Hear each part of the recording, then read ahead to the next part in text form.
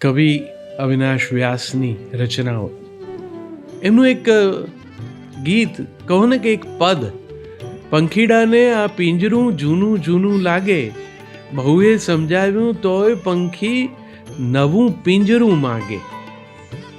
હવે જો પિંજરું એ તો પંખીને માટે બંધન છે, એને તો ઉડવું હોય, એને તો આકાશ બોલાવતું હોય, આ બંધાઈ રહેવું તો એને ન ગમતું હોય, અને એવું એક પિંજરું જે જૂનું થઈ ગયું છે, જૂનું થઈ રહ્યું છે ને હવે તૂટે અને ઉડીને આકાશમાં જવાની અનુકૂળતા હોય ત્યારે પણ પંખી ફરી પાછું જૂનું એવું આ પિંજરું છોડવાની ક્ષણે નવું પિંજરું શું કામ માગે? જી હા, સહેજ વિચાર કરો.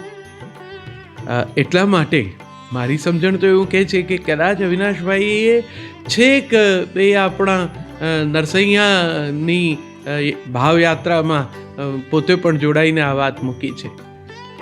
હરિના જન તો મુક્તિ ન માગે, માગે જન્મ જન્મ અવતાર, નિત સેવા નિત ઓચ્છવ કીર્તન નિરખવા આનંદ કુમાર.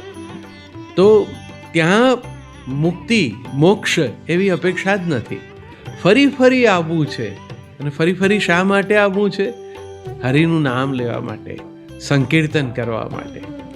કદાચ અવિનાશભાઈના મનમાં આ પિંજરા માટે એ ભાવ પણ હોય કે આ આતમ પંખી ફરી પાછું મનુષ્ય દેહમાં આવીને હરિનામ સંકીર્તન કરવા માગતું હોય.